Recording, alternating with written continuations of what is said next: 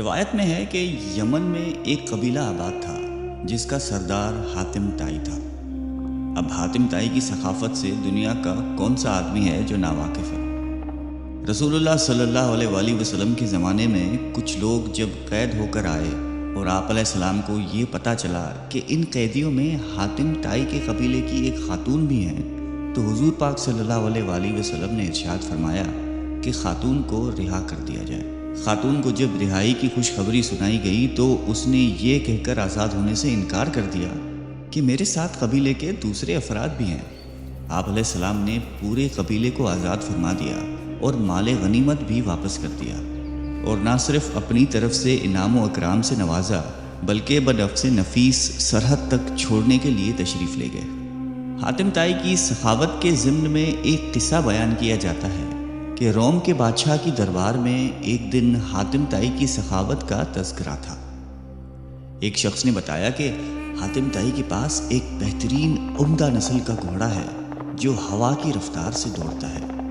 خوبصورت اتنا ہے کہ جو بھی اس کو دیکھتا ہے بس دیکھتا ہی رہ جاتا ہے۔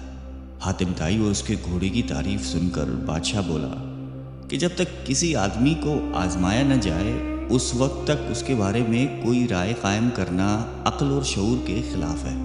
بادشاہ نے وزیر سے کہا کہ تم خود جاؤ اور حاتم طائی کی سخاوت کے بارے میں ہمیں معلومات فراہم کرو اور کسی ایسی چیز کا مطالبہ اس سے کرو جو اس کی نظر میں سب سے زیادہ قیمتی ہو۔ دربار میں ایک درباری نے کہا کہ حاتم طائی کے لیے سب سے زیادہ عزیز اور سب سے زیادہ قیمتی سبا رفتار ایک گھوڑا ہے۔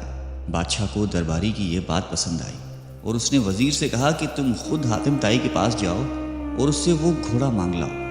اگر وہ گھوڑے کا ایثار کر دیتا ہے تو حاتم طائی یقیناً سخی ہے۔ روم سے چلا ہوا یہ وفد منزلیں طے کرتا ہوا رات کے وقت حاتم طائی کے گھر پہنچا۔ جس وقت یہ وفد وہاں پہنچا موسلا دھار بارش ہو رہی تھی۔ گھپ اندھیرے میں بادلوں کی گرج ماحول کو خوفناک بنائے ہوئے تھی۔ ایسے خراب موسم میں کسی مہمان کی مہمان نوازی کرنا تو درکنار گھر سے نکلنا بھی ممکن نہیں تھا، لیکن حاتم طائی نے میزبانی کا حق ادا کیا اور مہمانوں کے تواضع اور آرام و آسائش کا پورا انتظام کیا۔ دسترخوان پر لذیذ بھنا ہوا گوشت کھا کر مہمان خوش ہوئے اور انہوں نے اپنے اندر سفر کی تھکان کی جگہ توانائی محسوس کی اور گہری نیند سو گئے۔ صبح کے وقت جب بارش تھم چکی تھی تو ہر چیز دھلی ہوئی اور صاف نظر آ رہی تھی۔ ناشتے کے دوران وزیر نے مہمان نوازی اور اظہار تشکر کے بعد اپنے آنے کا مقصد بیان کیا۔ کہا کہ ہمارے بادشاہ کو آپ کے گھوڑے کے بارے میں بہت کچھ بتایا گیا ہے۔ گھوڑی کی تعریف سن کر بادشاہ چاہتا ہے کہ آپ اپنا گھوڑا بادشاہ سلامت کی خدمت میں نظر کر دیں۔ وزیر کی بات سن کر حاتم افسوس کے ساتھ ہاتھ ملنے لگا اور بہت افسردہ ہو کر بولا، اگر آپ گھوڑا ہی لینے آئے تھے تو یہ بات آتے ہی مجھے بتا دینی چاہیے تھی، لیکن اب میں مجبور ہوں، اس لیے کہ میرا پیارا گھوڑا اس دنیا میں نہیں ہے۔ آپ کو تو پتہ ہے کہ پوری رات طوفانی بارش برستی رہی۔ میرے لیے یہ ممکن نہیں تھا کہ چراگاہ یا کسی اور جگہ سے کوئی جانور منگوا سکتا، لہٰذا میں نے اپنے گھوڑے کو ذبح کر دیا اور اسی کا بھنا ہوا گوشت دسترخوان کی زینت بنا تھا۔ وزیر حاتم طائی کی یہ بات سن کر حیران رہ گیا۔ بادشاہ سلامت کو جب یہ سارا واقعہ جا کر سنایا تو اس نے بھی حاتم طائی کی سخاوت کی بڑی تعریف کی۔ قبیلہ بنی طے کے سردار حاتم طائی کے بارے میں یوں رقم ہے کہ ایک بادشاہ نے حاتم طائی کی اتنی شہرت سنی کہ بادشاہ نے محسوس کیا کہ اس کی شہرت، اس کا نام اور اس کی عزت حاتم طائی سے کم ہے۔ بادشاہ کا دل بغض اور حسد سے بھر گیا۔ اس کے دل میں یہ وسوسہ آ گیا کہ جب تک حاتم زندہ ہے مجھے حاتم سے زیادہ عزت و شہرت نہیں مل سکتی۔ شیطانی ذہن کو استعمال کرتے ہوئے اس نے ایک چالاک، فساد پسند اور لالچی شخص کو اس بات پر مأمور کیا کہ وہ حاتم کو قتل کر کے اس کا سر اٹھائے۔ کرائے کا یہ دہشت گرد اور قاتل شخص اپنے ترکش کو تیروں سے بھر کر اور تیز دھار تلوار کو میان میں رکھ کر حاتم طائی کے ملک کی طرف روانہ ہو گیا۔ جب وہ حاتم طائی کے علاقے میں پہنچا تو اس کی ملاقات ایک خوش گفتار، خوش مزاج اور بڑے ہی پرسکون شخص سے ہوئی۔ یہ شخص کرائے کے قاتل کو مسافر سمجھ کر اپنے گھر لے گیا اور ایسے پیار اور خلوص سے اس کی تواضع کی کہ کرائے کا قاتل اس کا گرویدہ ہو گیا۔ دوسرے دن جب مہمان نے رخصت ہونا چاہا تو خوش گفتار اور خوش اخلاق میزبان نے اصرار کیا کہ مہمان ابھی چند روز اور قیام کرے اور مزید خدمت کرنے کا موقع دے۔ کرائے کے قاتل کے دل میں میزبان کی تکریم اور بڑھ گئی۔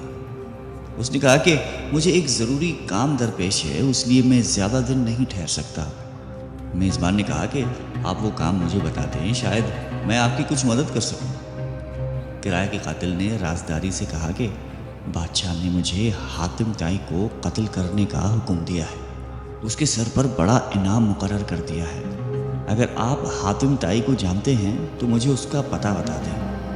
یہ سن کر میزبان مسکرایا اور عاجزی کے ساتھ جھک کر کہا کہ میں حاتم طائی ہوں، آپ اپنا کام شوق سے پورا کر سکتے ہیں، کیونکہ اگر یہ کام آپ اسی وقت پورا نہیں کریں گے تو پھر لوگ دیکھ لیں گے اور وہ مذمت کریں گے اور آپ انعام سے محروم رہ جائیں گے۔ حاتم کی یہ بات سن کر کرائے کا قاتل اپنے میزبان کے پیروں میں گر گیا۔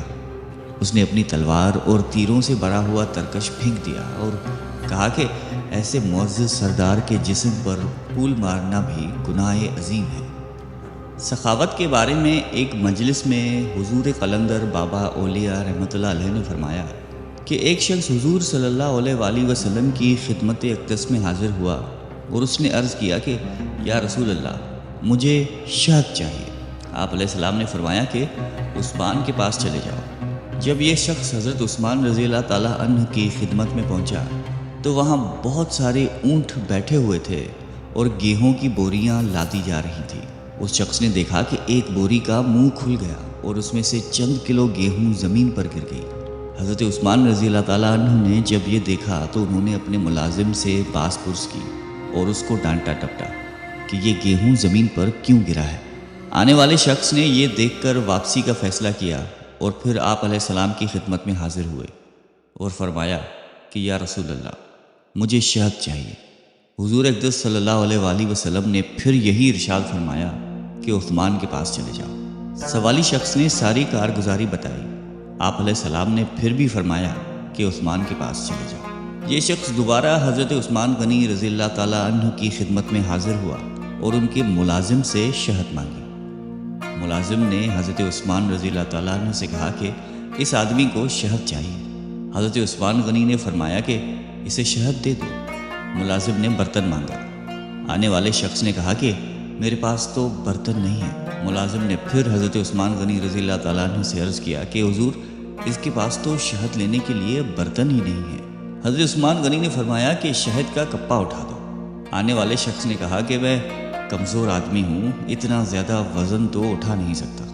ملازم پھر حضرت عثمان غنی رضی اللہ تعالیٰ عنہ کے پاس گئے اور کہنے لگے کہ آنے والا شخص بہت کمزور ہے اور اتنی شہد اٹھا نہیں سکتا۔ حضرت عثمان غنی رضی اللہ تعالیٰ عنہ کو ملازم کی بار بار مداخلت پسند نہیں آئی۔ ذرا تیز لہجے میں فرمایا کہ اونٹ پر لاد کر دے دو، اور آنے والا شخص اونٹ پر شہد لے کر چلا گیا۔ یہ واقعہ بیان کر کے حضور قلندر بابا اولیاء رحمۃ اللہ علیہ نے فرمایا کہ مجھے اس بات پر حیرت ہے کہ ہر مسلمان دولت مند بننا چاہتا ہے، لیکن کوئی آدمی حضرت عثمان غنی رضی اللہ تعالیٰ عنہ کے طرز عمل کو اختیار کرنا نہیں جانتا۔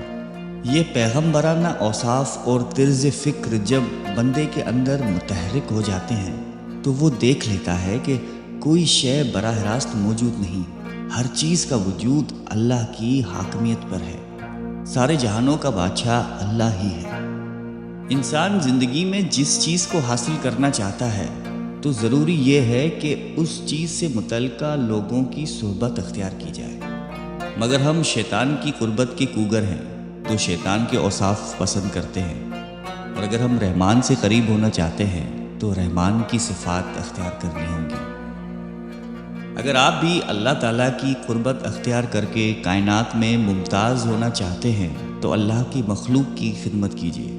بلا شبہ محبت رکھنے والے لوگ اللہ کے دوست ہوتے ہیں، اور دوست پر دوست کی ہمیشہ نوازش ہوتی ہے۔